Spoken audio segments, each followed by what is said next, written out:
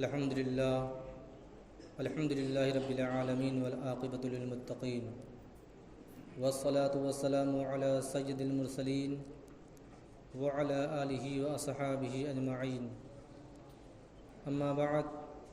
فاعوذ باللہ من الشیطان الرجیم بسم اللہ الرحمن الرحیم ان اللہ مع الصابرین صدق اللہ مولانا العظیم وبلغنا رسولہ النبی الامین المکین الکریم ونحن علی ذلک لمن الشاہدین والشاکرین والحمد للہ رب العالمین۔ محترم سامعین، آئیے کچھ عرض و معروض سے قبل اپنے آقا نامدار مدینے کے تاجدار جناب روح فدا محمد عربی صلی اللہ تعالی وسلم کی بارگاہ بے کس پناہ میں درود و سلام کی ڈالی نشاور کریں اور پڑھیں باواز بلند اللہم صلی علی سیدنا شفیعنا حبیبنا کریمنا مولانا محمد وبارک وسلم صلاۃ و سلام علیک یا رسول اللہ صلی اللہ تعالی علیہ وسلم۔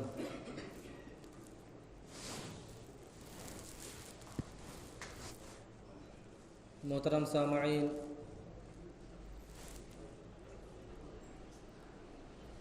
یہ ماہ محرم الحرام ہے جس کی آج 12 تاریخ ہے اور اسلامی سال کا پہلا مہینہ ہے۔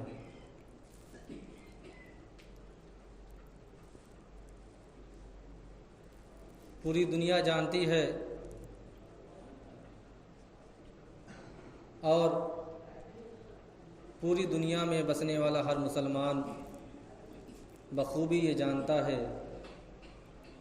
کہ اس کی 10 تاریخ کو حضرت امام حسین رضی اللہ تعالیٰ عنہ کربلا کی سرزمین پر شہید کیے گئے۔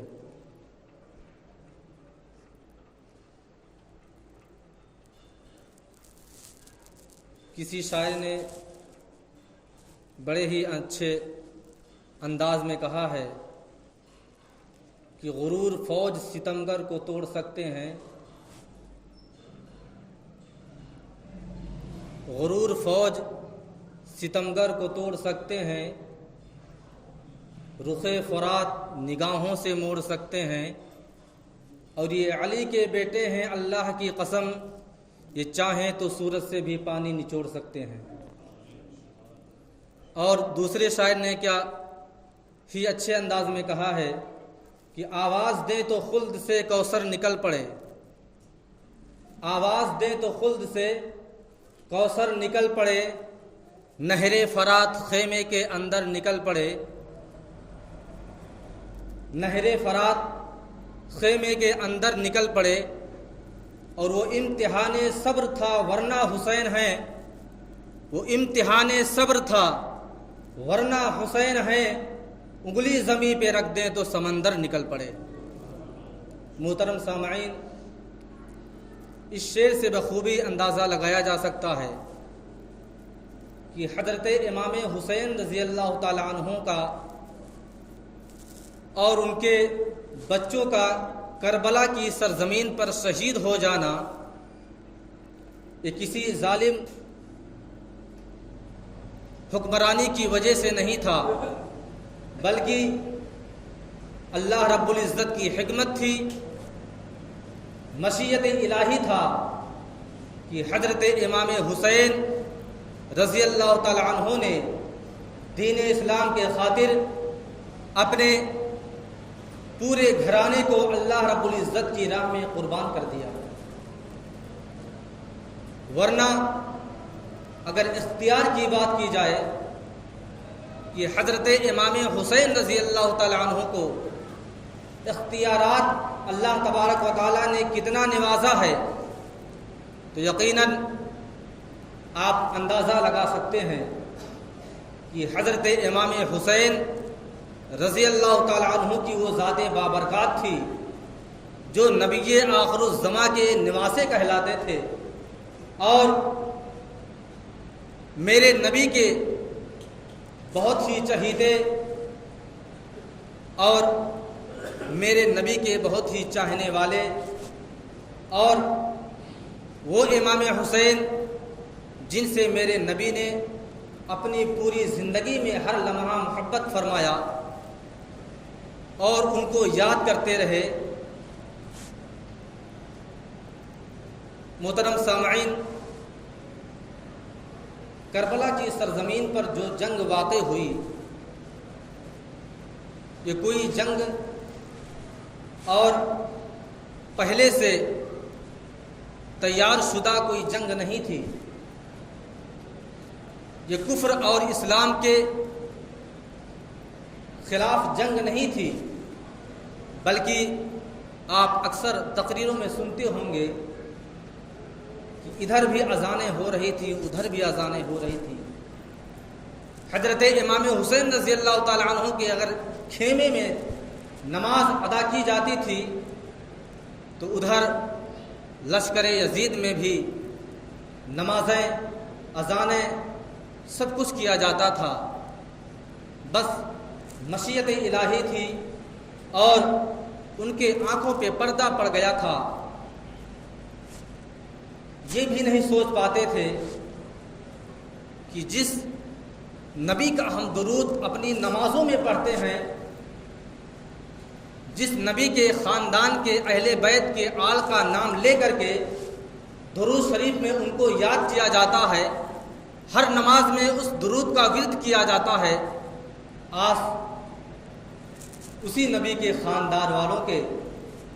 اسی اہل بیت کرام کے خون کے پیاسے تھے۔ محترم سامعین، حضرت امام حسین رضی اللہ تعالیٰ عنہ کے اس مقدس دور میں، ان کے زمانے میں جب حضرت امام حسن رضی اللہ تعالیٰ عنہ یعنی آپ کے بڑے بھائی کی شہادت ہو چکی تھی اور چند ہی سال گزرے تھے کہ حضرت امیر معاویہ جو اس وقت خلافت کے کام کو سر انجام دے رہے تھے، جب آپ کا وصال ہو جاتا ہے تو آپ کا لڑکا جو نہایت ہی بدبخت، شرابی، عیاشی، ہر طرح کی برائیاں اس کے اندر پائی جاتی تھی، ہر برائیوں میں ملوث تھا، جب حضرت امیر معاویہ رضی اللہ تعالیٰ عنہ کا وصال پر ملال ہو جاتا ہے تو یزید خلافت کا اعلان کر دیتا ہے اور تخت خلافت پر بیٹھ جاتا ہے، جبکہ وہ اس کا مستحق نہیں تھا، نہ تو شریعت کے اعتبار سے اور نہ تو لوگوں کے، عوام کے اعتبار سے، کیونکہ بہت ہی ظالم و جابر شخص تھا، بہت ہی عیاش مزاج کا تھا، اور ایسے لوگوں کا خلافت پر بیٹھنا یقیناً لوگوں کے لیے بڑی حیرت اور متعجب میں ڈال دینے والی بات تھی۔ لیکن جب یزید تخت پر بیٹھا تو اس نے سوچا کہ میری بیعت تو جلدی کوئی قبول نہیں کرے گا، کیوں نہ سب سے پہلے حضرت امام حسین رضی اللہ تعالیٰ عنہ سے بیعت لے لی جائے۔ اس وقت مدینہ کے گورنر ولید نامی ایک شخص تھے جو یقیناً اہل بیت کرام سے اور حضرت امام حسین رضی اللہ تعالیٰ عنہ سے عقیدت رکھتے تھے، لیکن جب یزید کا حکم آیا کہ آپ مدینے کے گورنر ہاؤس میں بلا کر کے چند لوگوں سے آپ بیعت لے لیجئے، اور ان چند لوگوں میں یہ نام تھے حضرت عبداللہ بن زبیر، حضرت عبداللہ بن عباس، حضرت امام حسین رضی اللہ تعالیٰ عنہ کی ذات بابرکات تھی، کیونکہ یہ وہ شخص تھے جنہیں جلیل القدر صحابہ کرام میں شمار کیا جاتا تھا۔ جب ولید کا حکم آتا ہے اس وقت حضرت امام حسین رضی اللہ تعالیٰ عنہ مسجد نبوی کے صحن میں آپ تشریف فرما تھے، چونکہ حضرت امام حسن کے شہید ہو جانے کے بعد امامت کا سر انجام حضرت امام حسین رضی اللہ تعالیٰ عنہ ہی دیا کرتے تھے، اور عشاء کی نماز کی امامت کرنے کے بعد یہ تینوں حضرات کچھ مشورے کے تحت مسجد نبوی میں تشریف فرما تھے۔ اسی وقت ولید کا قاصد آتا ہے اور کہتا ہے کہ ان تینوں حضرات یعنی حضرت عبداللہ بن زبیر، حضرت عبداللہ بن عباس، حضرت امام حسین رضی اللہ تعالیٰ عنہ سے کہتا ہے کہ آپ کو ولید نے اپنے گورنر ہاؤس میں طلب کیا ہے۔ حضرت عبداللہ بن زبیر رضی اللہ تعالیٰ عنہ جو بہت دور اندیش جلیل القدر صحابہ کرام تھے، سمجھ جاتے ہیں کہ کوئی چال ہے، کوئی سازش ہے جس کے تحت ہم لوگوں کو اتنی رات میں بلایا گیا ہے۔ حضرت امام حسین رضی اللہ تعالیٰ عنہ کی طرف حضرت عبداللہ بن عباس رضی اللہ تعالیٰ عنہ مخاطب ہوتے ہیں۔ حضرت امام حسین رضی اللہ تعالیٰ عنہ نے ارشاد فرمایا، آپ تمامی حضرات تعجب میں نہ پڑیں، کیونکہ حضرت امام حسین رضی اللہ تعالیٰ عنہ بہت ہی دور اندیش اور بہت عقل و شعور والے تھے۔ اللہ تبارک و تعالیٰ نے آپ کو عقل سلیم عطا کیا تھا، اس وجہ سے آپ نے فوراً فرمایا کہ آپ کو تعجب کرنے کی بات نہیں ہے، یقیناً میرا جو ذہن تسلیم کر رہا ہے وہ یہ ہے کہ حضرت امیر معاویہ رضی اللہ تعالیٰ عنہ وصال فرما گئے ہیں، اور یقیناً ہم تمامی لوگوں کو یزید کی بیعت کرنے کے لیے بلایا جا رہا ہے۔ مسلمانوں، غور کرنے کا مقام ہے کہ حضرت امام حسین رضی اللہ تعالیٰ عنہ کو اللہ تبارک و تعالیٰ نے کتنا عقل و دانش والا بنایا تھا، آپ کو اللہ تبارک و تعالیٰ نے کتنا عقل و شعور عطا کیا تھا کہ حضرت امام حسین رضی اللہ تعالیٰ عنہ تمام چیزیں بخوبی جان لیتے ہیں۔ اور واقعی بات ہی یہی تھی، ولید کا جو قاصد آیا تھا بلانے، وہ اسی مقصد سے آیا تھا کہ آپ ولید کے پاس جائیں اور یزید کی بیعت کو قبول کر لیں۔ حضرت امام حسین رضی اللہ تعالیٰ عنہ جب آپ نے مدینہ کے گورنر ولید کے گورنر ہاؤس میں جانے کا ارادہ فرمایا تو اور لوگوں کو جب پتہ چلا تو لوگوں نے آپ کو روکنا چاہا کہ آپ گورنر ہاؤس میں ہرگز نہ جائیں، اس میں کوئی سازش ہے، اس میں کوئی مقصد ہے، آپ کو کسی مقصد کے تحت بلایا جا رہا ہے۔ حضرت امام حسین رضی اللہ تعالیٰ عنہ نے ارشاد فرمایا، حسین کا کیا کوئی بگاڑ سکتا ہے؟ بہرحال حضرت امام حسین رضی اللہ تعالیٰ عنہ جب ضد پر اڑے رہے اور جانے کے لیے آپ نے کمر کس لی تو پھر چند عقل مند صحابہ کرام نے آپ کے ہمراہ 14 سپاہیوں کو لگا دیا کہ اگر امام حسین رضی اللہ تعالیٰ عنہ کے خلاف گورنر ہاؤس میں اگر کوئی زیادتی کی جاتی ہے، اگر ان کو کوئی تکلیف پہنچائی جاتی ہے، اگر ان کو بیعت کرنے کے لیے مجبور کیا جاتا ہے تو 14 سپاہی اندر جا کر کے لوگوں کا ڈھیر لگا دیں گے۔ حضرت امام حسین رضی اللہ تعالیٰ عنہ گورنر ہاؤس میں پہنچتے ہیں۔ ولید نے کہا یزید کا حکم نامہ آیا ہے اور آپ تینوں حضرات کو یزید کی بیعت کرنی ہے۔ حضرت امام حسین رضی اللہ تعالیٰ عنہ نے ارشاد فرمایا کہ اگر یزید کو بیعت کرنی ہے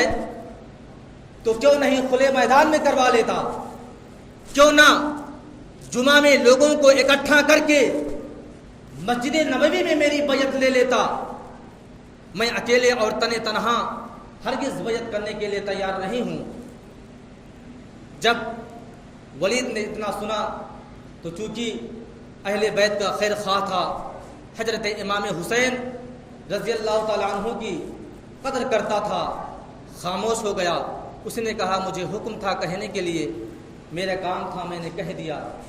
لیکن اسی مجمع میں ولید کے مشیروں میں ایک عبد الملک بن مروان تھا جو شروع ہی سے اس کا پورا خاندان سب سے پہلے حضرت عثمان غنی رضی اللہ تعالیٰ عنہ کا دشمن تھا اور اب خاندان اہل بیت کا دشمن بنا ہوا تھا۔ جب حضرت امام حسین رضی اللہ تعالیٰ عنہ نے ارشاد فرمایا میں اکیلے میں ہرگز یزید کی بیعت نہیں کر سکتا، پورے مدینے والوں کو اکٹھا کیا جائے، مسجد نبوی میں ان لوگوں کو بلایا جائے، اس کے بعد میں بیعت کرنے کے لیے تیار ہوں، لیکن تنے تنہا نہیں، اگر پورا مدینہ اس کے لیے تیار ہے تو امام حسین بھی بیعت کرنے کے لیے تیار ہے۔ لیکن اسی مجمع میں عبد الملک بن مروان جو بہت بدبخت شخص تھا، اس نے کہا کہ ولید، امام حسین کو گورنر ہاؤس سے باہر نہ جانے دیا جائے، اگر یہ گورنر ہاؤس سے باہر چلے گئے تو یقیناً آگے بہت ہی برا ہو جائے گا اور امام حسین سے بیعت کوئی نہیں لے سکتا ہے۔ حضرت امام حسین رضی اللہ تعالیٰ عنہ نے جب اتنا سماعت کیا تو آپ نے گرج کر فرمایا وہ ابن برجانہ، اگر تیرے اندر طاقت و قوت ہے تو آ گورنر ہاؤس کے باہر امام حسین سے مقابلہ کر، تو کنفسٹی کیوں کر رہا ہے، تو چپکے چپکے ولید سے کیوں بات کر رہا ہے، امام حسین کے مقابلے میں آ، امام حسین سے بات کر۔ حضرت امام حسین رضی اللہ تعالیٰ عنہ نے اتنا کہہ کر کے آپ گورنر ہاؤس سے باہر تشریف لائے اور آپ کے ہمراہی جو آپ کے ساتھ تھے، جیسے حضرت عبداللہ بن زبیر، حضرت عبداللہ بن عباس رضی اللہ تعالیٰ عنہ کی ذات بابرکات تھی، آپ باہر تشریف لے آتے ہیں۔ اور جب مدینہ کے معزز صحابہ کرام کو دوسرے دن پتہ چلا کہ ولید نے یزید کی بیعت کرنے کے لیے حضرت امام حسین کو اپنے گورنر ہاؤس میں طلب کیا تھا، تو لوگ بھڑک اٹھے اور تلوار اٹھانے کے لیے تیار ہو گئے، لیکن حضرت امام حسین رضی اللہ تعالیٰ عنہ نے ان لوگوں کو روک دیا اور کہا کہ وہ مدینہ جس میں میرے نانا جان تشریف فرما ہے، جس مدینے کی حد میں آج تک کسی کا قتل نہیں ہوا، کسی کا خون نہیں بہا، آج امام حسین کے ناطے کسی کا قتل و غارت کیا جائے، یہ امام حسین کو منظور نہیں۔ امام حسین کو یہ منظور ہے کہ امام حسین مدینے کی سرزمین کو، اپنے نانا کی مقدس سرزمین کو، فاطمۃ الزہرا رضی اللہ تعالیٰ عنہ کی مقدس سرزمین کو چھوڑنے کے لیے تیار ہے، لیکن یہاں خوریزی کی جائے، امام حسین اس کے لیے راضی نہیں۔ حضرت امام حسین رضی اللہ تعالیٰ عنہ نے چند دنوں کے بعد مدینہ شریف چھوڑنے کا ارادہ فرما لیا اور آپ نے سوچا کہ کیوں نہ کچھ دنوں کے لیے مدینہ چھوڑ کر کے مکے چلا جاؤں، جب حالات سازگار ہو جائیں گے تو پھر مدینے واپس آ جاؤں گا۔ حضرت امام حسین رضی اللہ تعالیٰ عنہ مکے کی سرزمین پر چلے گئے۔ اس کا تو بہت تفصیلی واقعہ ہے، کئی دن اس کو بیان کرنے کے لیے درکار ہیں، لیکن چونکہ جمعہ میں بہت کم وقت ملتا ہے، وقت کی قلت ہوتی ہے، تو سرسری طور پر میں اس واقعے کو کچھ دوری تک بیان کر دوں گا، انشاءاللہ جو بچے گا اگلے جمعہ میں بیان ہو جائے گا۔ حضرت امام حسین رضی اللہ تعالیٰ عنہ کی ذات بابرکات اور چند صحابہ کرام اور تمام خاندان اہل بیت جب مکہ کی سرزمین پر پہنچ جاتا ہے اور آپ کو وہاں پر اپنے دن گزارے ہوئے چند ہی دن گزرے تھے کہ تمام کوفے والوں کا اتنا خط آنا شروع ہو گیا، اتنا خط آیا کہ تاریخوں میں بھی آتا ہے، کتابوں میں بھی آتا ہے کہ 3 بوریاں بھر گئیں خط سے، اور خط کس مقصد کے لیے تھا وہ بھی بتا دیتا ہوں۔ وہ اس مقصد سے تھا کیونکہ حضرت علی کرم اللہ الوجہ الکریم کا دارالخلافہ تھا کوفہ کی سرزمین حضرت علی رضی اللہ تعالیٰ عنہ کا دارالخلافت تھا، اور کوفہ کی سرزمین پر حضرت علی